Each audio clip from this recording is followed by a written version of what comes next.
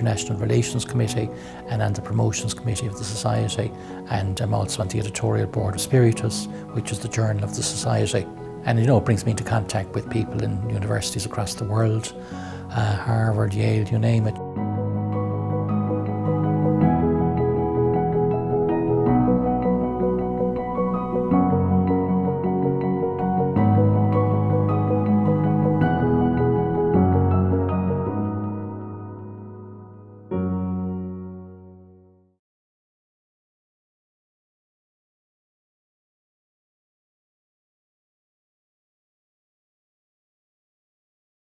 Well, I wasn't expelled in the sense that the regime didn't actually expel me as such, but they certainly put huge pressure on to have me removed, shall we say.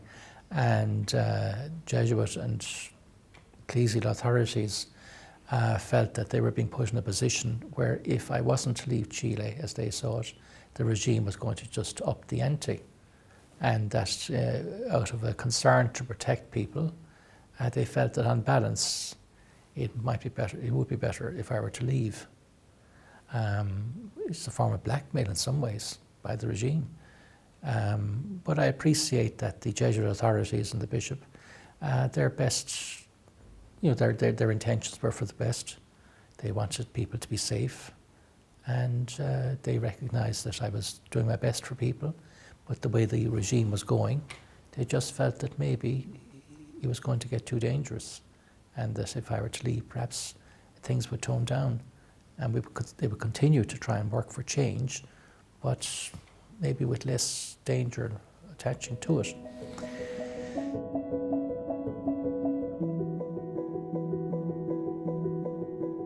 Pope John the 23rd was a pope who gave a sense of optimism to people. In 1965, you had the Second Vatican Council, and you had the document which was so significant, The Church in the Modern World, and it was called the Pastoral Constitution of the Church in the Modern World. Unlike other conciliar documents, it wasn't about doctrines, it was about a pastoral constitution, and the whole idea, how should the contemporary Catholic and Christian Church relate to the modern world.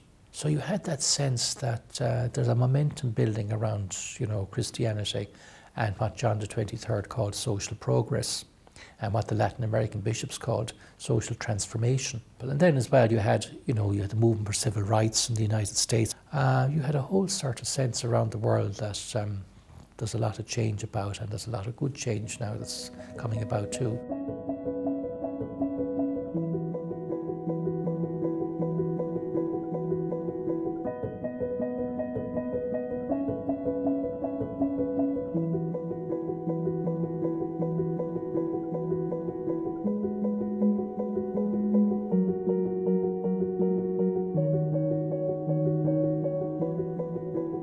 So at that time too, of course, in Latin America, you had liberation theology developing.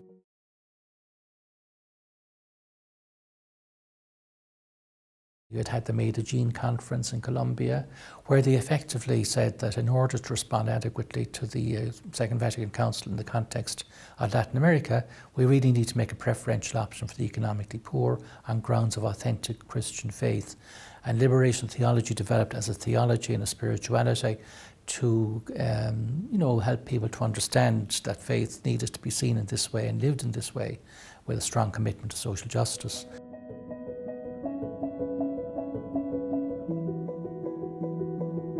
The decision was taken at that congregation, as it's called, to see the service of faith and the promotion of justice as the mission for Jesuits into the future, that you couldn't serve faith without being engaged in the struggle for justice, and in particular social justice.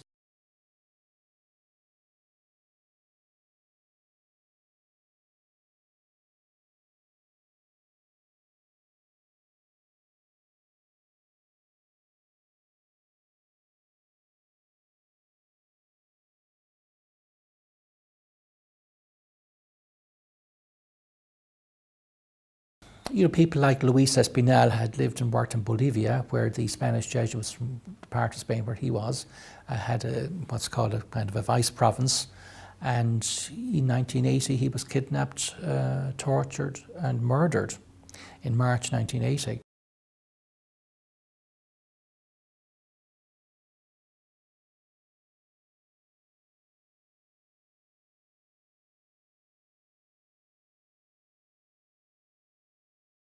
The people returning from the funeral on the 24th of March got the news that Archbishop Oscar Romero had just been assassinated in El Salvador.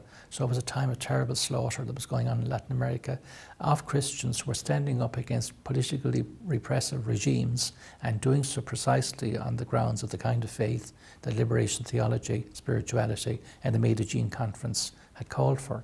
We, a group of us Irish Jesuits, decided to set up a community among socially disadvantaged people in the inner city of Dublin. And we thought it would be appropriate to name our community after Luis Espinal. We were setting up our community around August of 1980, just a few months after Luis's death. And he stood for the sorts of ideals and aspirations and commitments that we believed in. So we thought it was appropriate to name our community after him. So we became the Espinal community.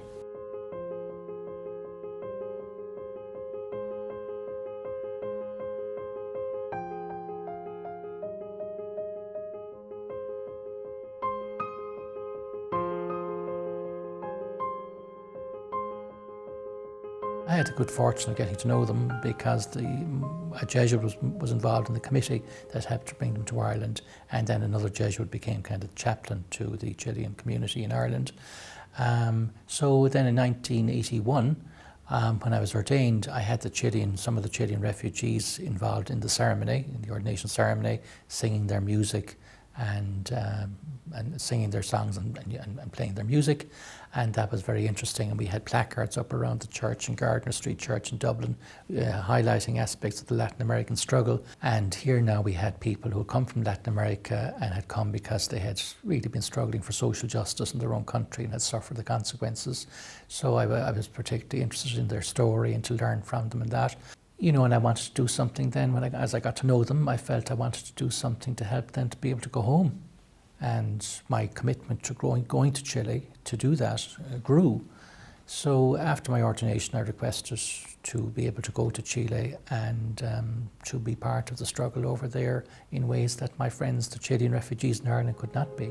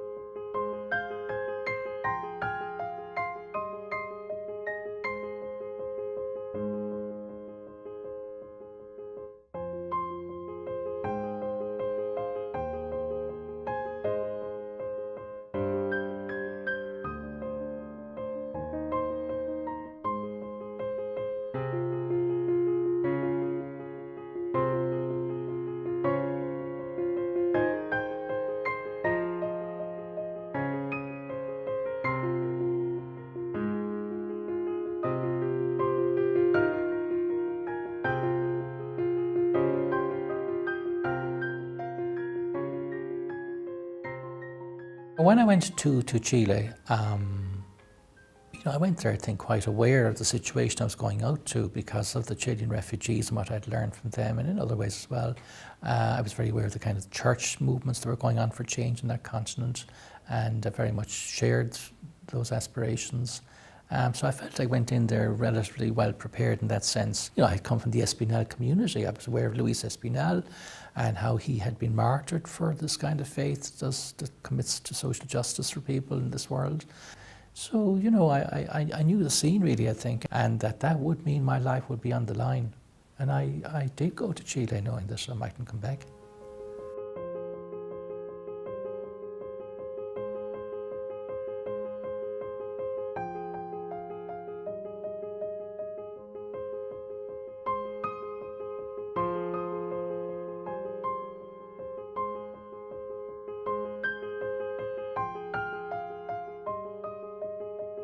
they would certainly speak, you know, very well of him and positively about him, and that it was a tragedy what had happened and so on.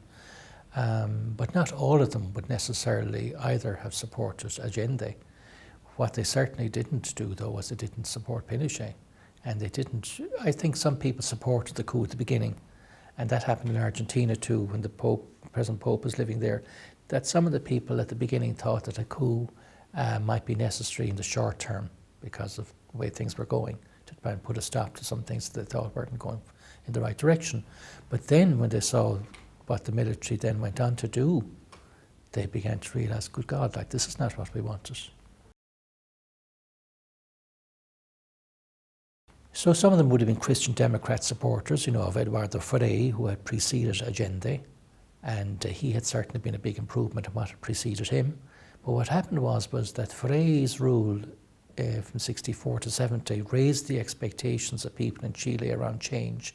Now, the Catholic Church gave a lot of property to Frei's government for agrarian reform and so on. And but the aspirations of the people rose, you know, that we can get more change. And if Frei's government isn't prepared to give it, we'll have to go for somebody more radical. So you had a revolution of aspirations and expectations, and that contributed to Allende's election. And then, you know, Allende decided to take it further and try and nationalize certain companies, and he went after some of the US companies in particular and so on. And you know, some people began to be very unhappy with that, and they went to Richard Nixon, and the coup came about gradually. They picked out people in the military whom they thought would sort of do what they wanted, do their bidding, and they had some people killed who would stand in the way.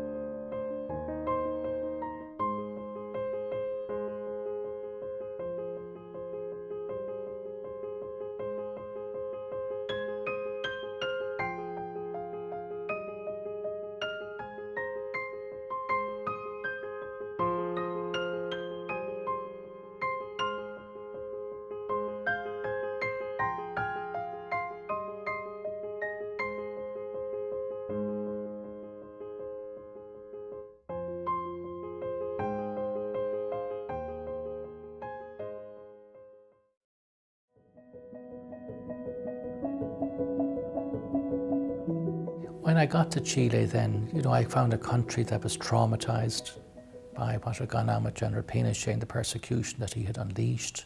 I went there in 82, the coup had been in 73, and there was a general atmosphere of intimidation. You know, I had to be aware of that, but I also went out there, you know, with the desire to try and bring about change. So I wanted to see how I could begin to do that. So I started talking to people and trying to explore with them, you know, are there ways that we could maybe move things forward in this country in these very difficult conditions? And people were very sort of, you know, frightened and afraid, and they were saying, gosh, I don't know if we can, you know, it's very dangerous. And I listened to all that, obviously, and took account of it. But I began then to start speaking out about the situation in the country. And I did that to try and kind of give people some courage and confidence, you know, that we can speak out, you know. We have to, of course, take account of the reality of the country and all that, and not be reckless and stupid and whatever. But we'll never get change if we just confine ourselves to where the situation is at the moment. So we have to start moving forward. And so I started speaking out. And then people started coming to me and saying, you know, can we talk? Can we meet? And being able to meet with some relative protection was a big thing in Chile. So to meet on church property, there was a measure of protection, shall we say, by comparison with meeting some other venues. They were maybe a little more cautious about moving against the Catholic Church in a very overt sort of way. So you were able to do a little more maybe. So I wanted to also take, so to speak, advantage of that. And then as people met and talked and explored things, they began to sort of see, yeah, maybe we can start doing things together, taking some initiatives. And obviously we're going to be non-violent and all that as well. So we did things like founding the Chaskiyak, the folk group, which means messenger of the people. And that came from the Mapuche people, who were the native people of Chile. And this was an attempt to say, we're going back before Pinochet and identifying with the native people, that we don't identify with this kind of historical part of Chile now, and Pinochet and his people. And also the Mapuche were well known for their kind of strength against the effects of colonization in their country in an earlier time. And then other things like street theatre. We founded some street theatre, and we used to invite people then into the church compound, and street theatre would be put on, which would be kind of telling the story of what's going on in Chile, but in ways that were a bit disguised, so that people could read what was happening and get be conscientized by it and get a bit empowered by it, and at the same time try and kind of, not do things in ways that would be so open that the regime would come in and stop things completely. But we would be under surveillance when we did these things, because obviously, you're weighing it up, you're trying to go as far as you can, they're watching you, they're trying to see when it would be appropriate for them, as they'd see, to move in on top of you, or when they feel they have to kind of keep back a bit and just manage it that way. So it was a bit of a chess game.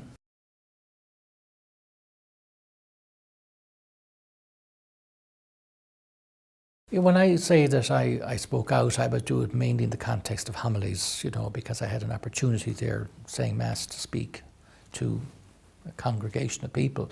And as I say, at that time in Chile, people would have seen the church as a place where perhaps they could come together and have some kind of protection, and also get some kind of a message of hope to keep going. So I would speak out in homilies about the situation in the country, and I would sometimes see people crying in the church, because I learned that it was because of the all bottled up feelings they had had over the years and didn't feel that they could kind of come close to. And I was giving them permission to kind of express their feelings and come to feel them and let them out. And then, as I say, other people felt that what I was saying to them, here's somebody who perhaps we can talk to about maybe moving things forward a bit, because he's letting us know that I'm here for them. I want to see with them how we can maybe move things forward. And so they did begin to come to me then and talk to me. In the homilies, I wouldn't be just talking about the things that were going on in the country. I would also talk about them in the context of what God, I believe, was wanting. That this is not what God wanted for the people. And I would look at the story of Jesus. Now he stood up for people. He'd come to bring good news to the poor, liberty to captives, and set the oppressed free. And that this is the kind of God that we believe in. And therefore this God is with us in our struggle and wants us to be free. And wants good news for us, and not to be bad news that we're getting. So, I was kind of letting them see that there's a faith basis for seeking change. And that kind of goes in deep for people then, because if you're talking to people who believe, as Christians, in God, then if you can kind of say to them, God is with us in this, that goes in deep for them, and it gives them a lot of empowerment and a lot of confidence and a lot of courage.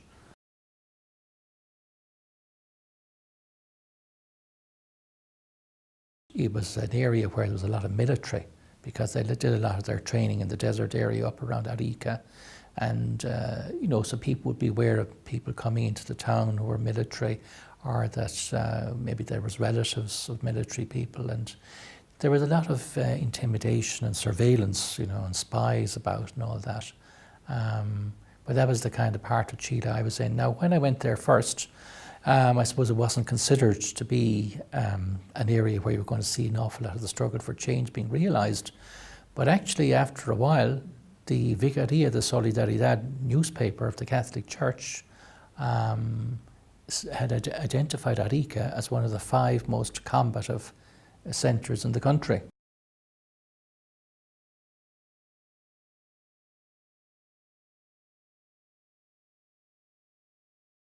But one of the things we founded in Arica then was the Human Rights Commission, and I was part of that. And We had a medical doctor, Juan Resteli, and a lawyer, Arturo Zegara, and other people like that. So we brought in a cross-section of people, and people too who were, not just the people who were economically poor and socially disadvantaged and that. And so we began to build a popular movement.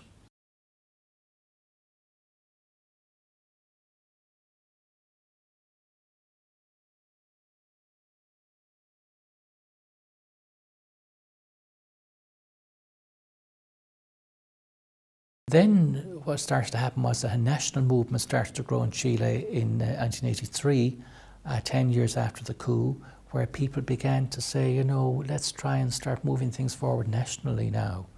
And so protests were organised, and they took the form of things like, for example, at night time people would open their windows and bang pots and pans to sort of express the idea that, we haven't got enough to eat. And or they might stop sending their kids to school on particular days as an expression of discontent as well.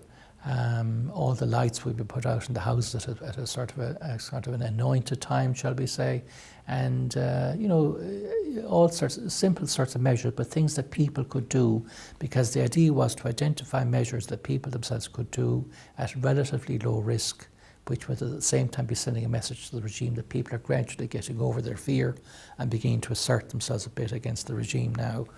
And then we started having rallies, in the streets and in compounds and all that, and people would get up and give speeches. And so bit by bit people were coming out, you could say.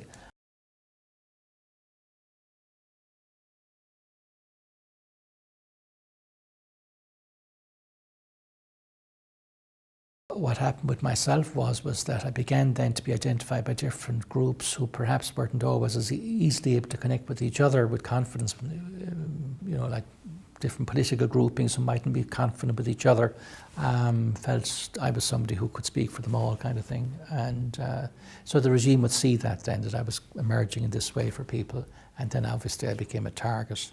All the struggle for change obviously was about getting Pinochet out. I mean, that was the most important thing, to remove the military as rulers of the country and free up the country from this kind of militarized rule. So you had to get democracy back and get a free media back, and people living without intimidation, fear, surveillance, torture, all kinds of repression, death, slaughter, murder, assassinations, which were certainly going on. So to get rid of all that, and to let people live in peace and with freedom and breathe again. One of the things that struck me when I was in Chile was I felt I was going into a concentration camp in many ways. So to sort of take all that out, that people would be free and you could breathe and move around freely and without fear, would be huge. And then that you could choose democratically who you'd want to be ruling the country and all that. These were some of the things. And obviously then too we had to try and kind of bring about a country in Chile where the economically poor would be taken care of. There was all that level too to be dealt with. So political and economic freedom. And then, that the Catholic Church and that would be seen and would show itself to be clearly on the side of these values and needs.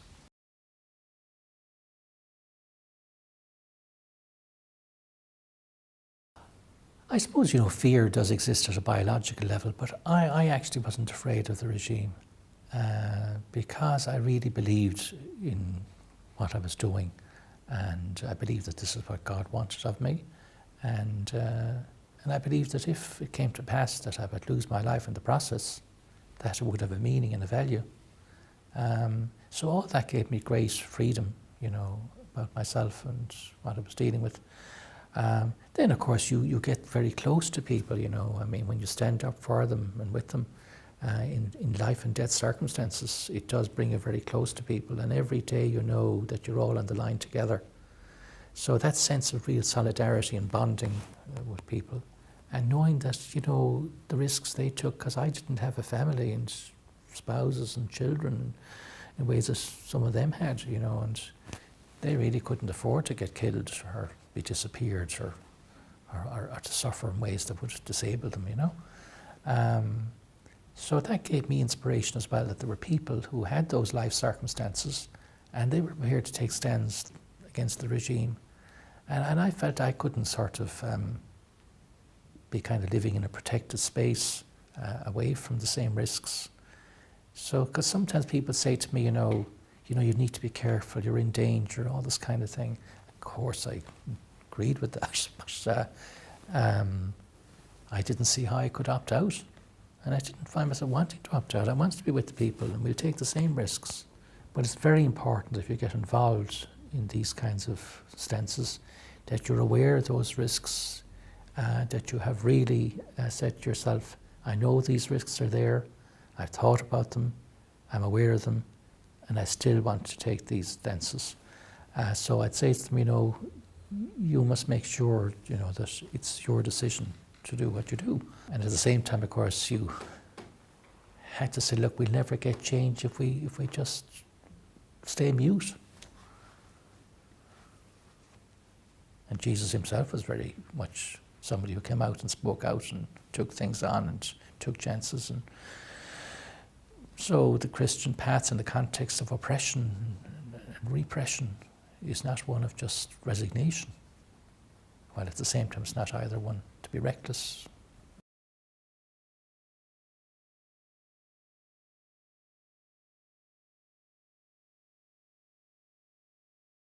One of the things that happened in Arica when I was there was that a woman arrived to me one day, Maria was her name, to say that her husband had disappeared just that day. Now I know it's terrible to say this, but you had to be aware of this too, that you know, the regime were definitely targeting me at this stage, and you don't know what means they'll take to try and get you, you know. And you could be lured into a situation that could have an unpleasant outcome. But anyway, I committed to her, you know, and I said we'll have to see what we can do about this. And we discovered that 3 other people had disappeared around the same time, and that in fact the 4 of them were connected. And what had happened was that her husband had arrived up from another part of Chile, and he had been obviously under surveillance on his journey. And when he got to Arica, he was kidnapped off the streets in broad daylight by the military, or these paramilitary groups. And 3 other people were taken from their homes at the same time because he was coming to meet with them. They were communists, and they were all tortured, and they had disappeared. Now, it was absolutely essential in Chile at that time that if you didn't find people who had disappeared quickly, you might never find them. They could be disappeared permanently. So one of the people then I connected up with around all this was Juan Rastelli, the medical doctor, and Arturo, the lawyer, and some journalists and various other people. And you know, we began to try and see. We went to places to sort of see where are these people. You go down to the police, you go down to whatever place that might be able to cast some light on what's after happening. You get to try and get something out in the media, make people aware. You start spreading the word. People are missing. We need to find them. You let these authorities who might have been involved know that this hasn't just happened and nobody knows about it, and if anything happens, therefore it's known that they've disappeared, and that these authorities presumably will be, you know, held responsible. So you're putting a brake on things they might be prepared to do against the people they've kidnapped. And eventually, you know, we got to find where they were, and it was accepted that Juan Rastelli could go in as a medical doctor to see how they were and this kind of thing. And therefore, then, you know, you've gained a bit of control over the situation, and so they were tortured, you know, but he was able to document it, and we got the information out to Amnesty International. Sorry, I'm getting upset.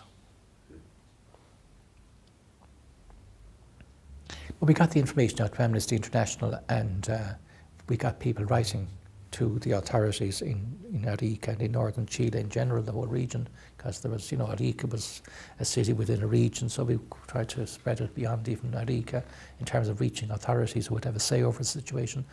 And people started writing all over the world to say, you know, we know this has happened, we're watching you, we want something done about this, and so on.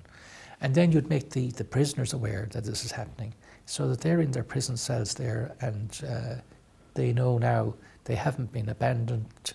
People are aware of their plight. There are people trying to do something about it. There's hope for them, and so on. And eventually we got them out.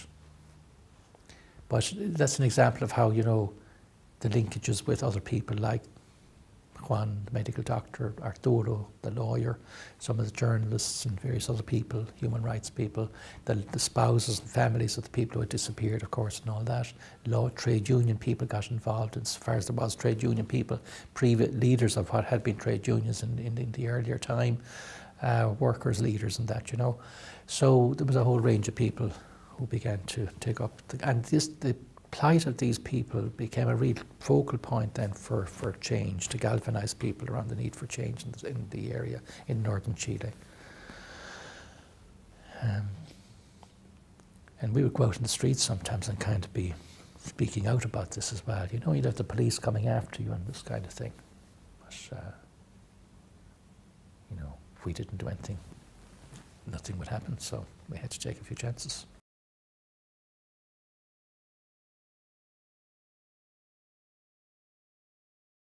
After a while, they see that you're somebody who's having an influence over the people in a way that they're not happy with.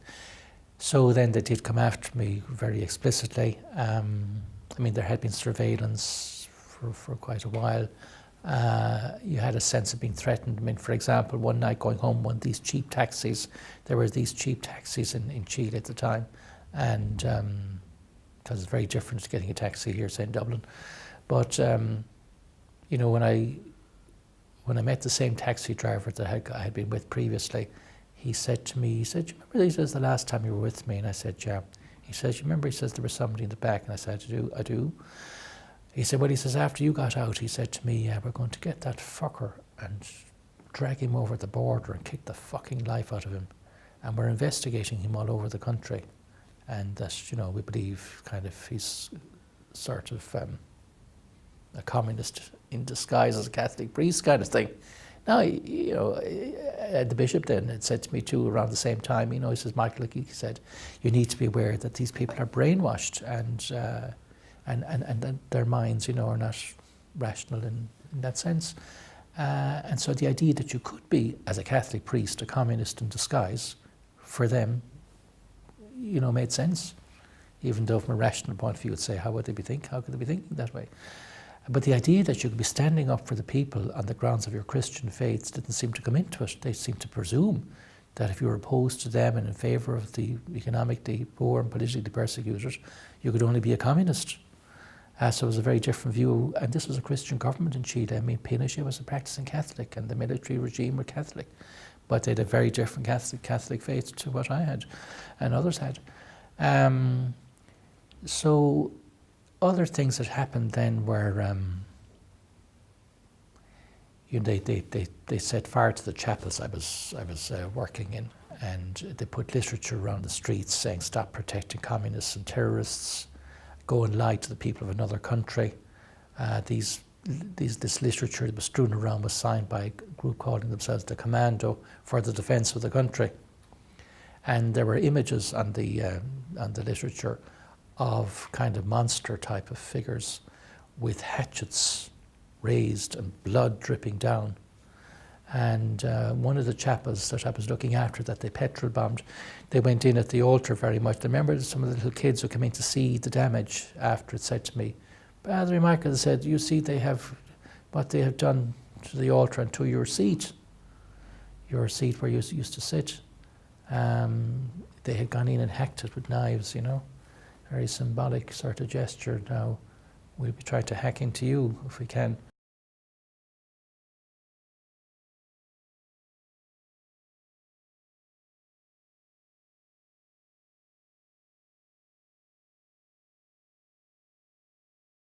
Then there was what seemed to be an attempt maybe to kill me one night. People had said to me, you need to be at home by 9 o'clock, because what's going to happen is they're going to try and come after you and make it look like a road traffic accident at night. So one night when I was coming back, I was crossing the street. You know, you're always aware of what could happen. But I was crossing the street and you're thinking about this, and suddenly I heard the noise of the friction of tires on the kind of the road surface that was there. It wasn't an even road. And I looked up and there was this car coming straight at me. It had come out of a corner somewhere. And I just got out of the way in time. I just drove around the corner. Now, I don't know whether they intended to actually hit me that night or to do a narrow miss on me or not, but you know. So after that, then a group of people formed a vigilante committee to be available at near my home when I'd be coming home, so that at least there would be witnesses that might deter things happening, or if anything did happen, that at least people would be aware of it.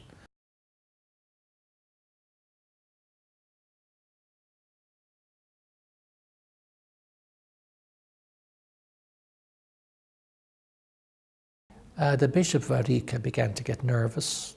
He felt, as he said to me, his responsibility for all the people of the diocese, and if anything is to happen to them, he'd feel responsible. And he felt that my stands were perhaps attracting a kind of attention that could put some people in danger. And he was nervous about that. He was against the regime as well. But people will differ in terms of, how far they might go around standing up to the regime, and how far they might think is appropriate, or how far they think is kind of not reckless or whatever. People differ about these things. These are judgment calls. I mean, Bergoglio, the present Pope, went through something similar in Argentina when he was the provincial of the Jesuits there. And I can appreciate, what it was like for him because of my own experience. And the Jesuit provincial in Chile said to me that every Jesuit work, and perhaps even every Jesuit in Chile, could be at risk, because they won't necessarily come for you, but they might go for something very much associated with you. And as the regime saw that measures they were taking against me were not intimidating me in the ways that they had maybe hoped for, then they could start turning against other people as well around you.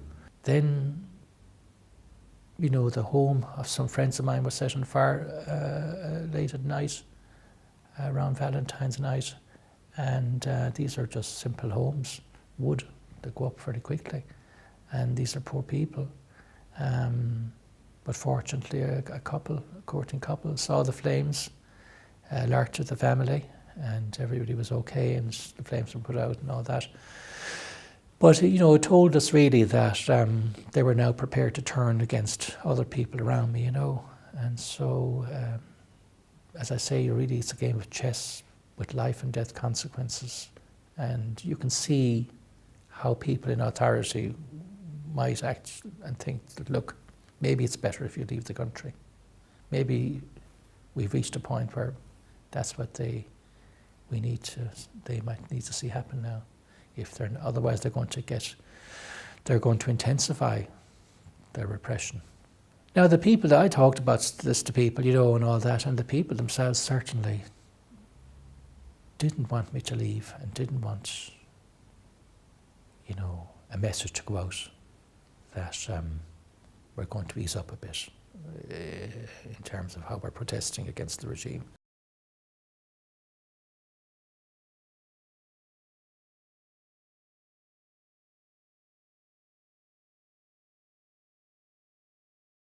I felt that if I were to leave, it would be like abandoning them while they were still in the terrible situation they were in. I'd feel in a way I was kind of betraying them somewhat, But I was a Jesuit, and if the Jesuit leader in the country felt that maybe it was time now for me to go, then I guess I had to accept that.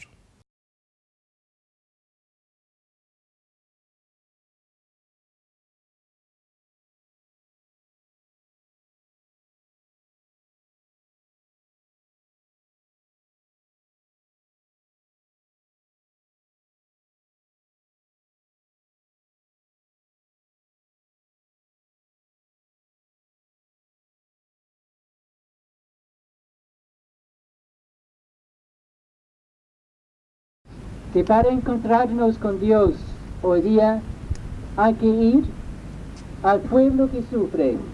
Allí en este pueblo está Dios.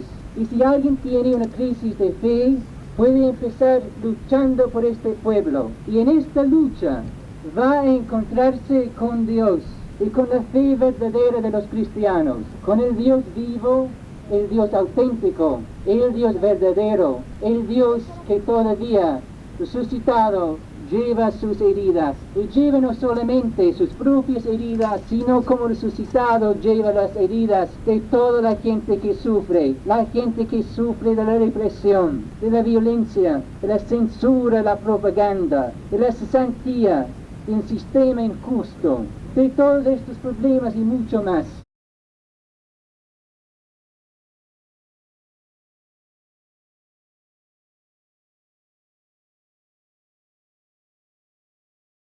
People hired buses to come to the airport, and these were poor people, and I knew that some of those people had made the choice between paying to hire a bus and being able to eat that day, you know.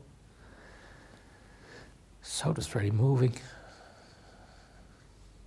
And then there was a demonstration at the airport. The plane was delayed. The police came out. They went up on the rooftops and everything, guns and all that. But eventually the plane was allowed to leave.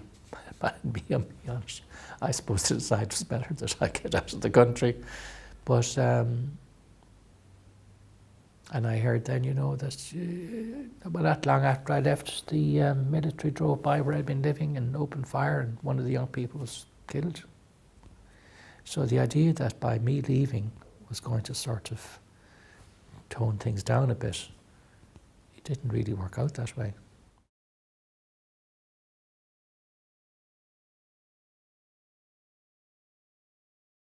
So I'd say it took me about 5 years to really come to terms with my departure.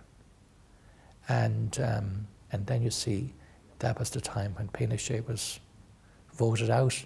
At the end of the decade, 1989, the people of Chile were able to come together and put one candidate up against him, despite their differences, to agree one candidate. And Pinochet never expected that when he kind of allowed for this vote to be taken, that he'd be voted out.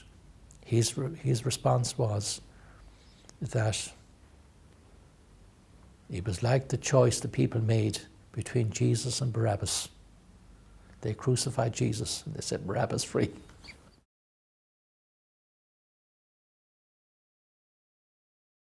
was very painful, but after the Pinochet period ended and democracy was restored and we're moving into the 1990s, I was more at peace myself.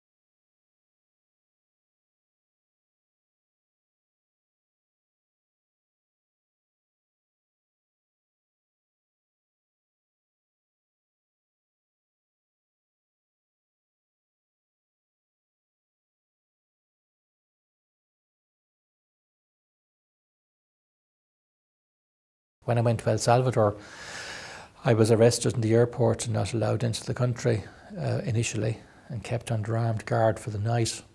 I had come from Nicaragua, and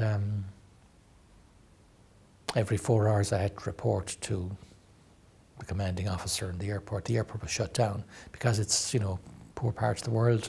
It isn't like international airports in other parts of the world.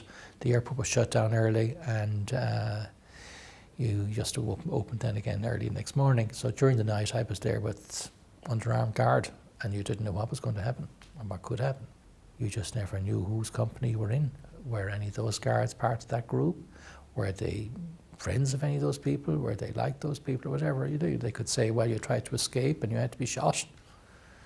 And I was put on a plane the next morning then to Nicaragua. Now the Jesuits in El Salvador went to bat on my behalf, and I was eventually told that I could go back to El Salvador. And when I came in the second time, I was stopped again. But I said to the woman who was handling this, I said, you must have another piece of paper there authorising my entry to the country. So she searched among her papers and discovered, yes, she says, but if I hadn't been able to speak up for myself, I'd have been out again, out of the country again. But anyway, I got in, and what was very moving was that John Sobrino was waiting there. Now, John Sobrino was one of the Jesuits. He was the only surviving member of the Jesuit community that had been assassinated in November 1989. This was 1991. So it wasn't long after his companions had been murdered.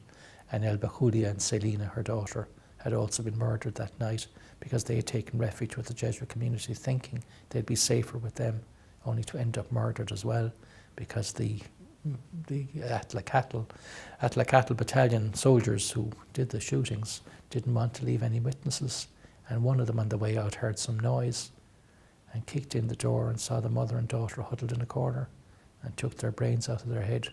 And when I was there, when I got in and saw the situation, you could still see the blood on the ceiling, because these dumb bullets they used just take the brains out of your head, and they couldn't get the blood out, all the blood out of the ceiling.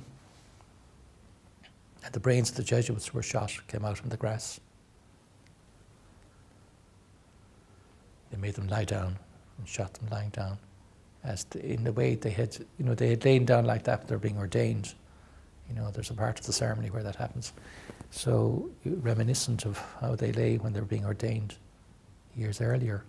But this time they were like that, to be killed and have their brains taken from their heads. And the idea was that they said that the brains of the Jesuits were the enemy of national security.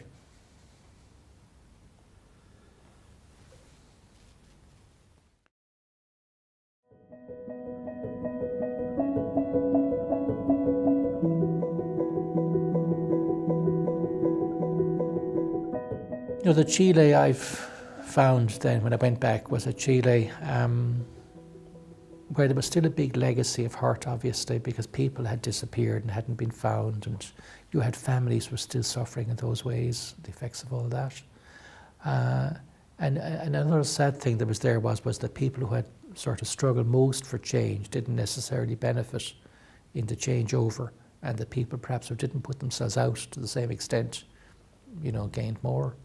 But obviously there was a lot of improvements. I mean, all the political fear and reprisal and all that had stopped. So that was a huge improvement. And when I was there in 2006, you could see there's a little bit of improvement in the economic circumstances of some of the people I'd known who had lived in greater hardship in the earlier years. So there were some signs of hope and improvement, certainly.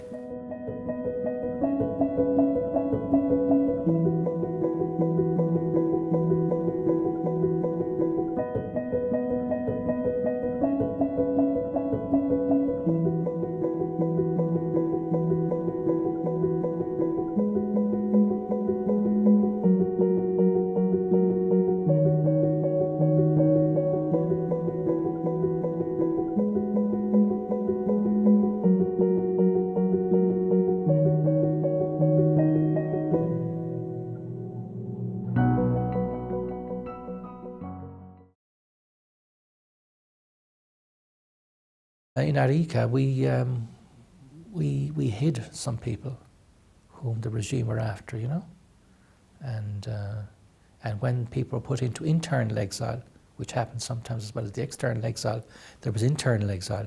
The Catholic Church would go into these places and bring in food and clothing and take the people out when their sentence was up. The military just dumped them in there and they were left to fend for themselves. So, you just had that sense that the Catholic Church is really with the people, and is prepared to take risks and put its property and its facilities and whatever, make them available for the people.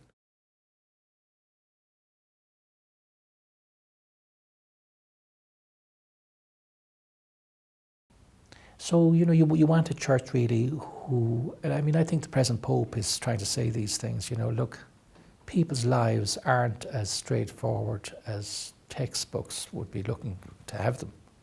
And we have to deal with the actual living reality of people's lives and be with them there in those lived reality, in those lived circumstances. And, you know, so I think he's bringing across the kind of feeling that somebody working in Latin America, as he has, close to the people who are suffering and struggling for a better life in this world, you know, he has it.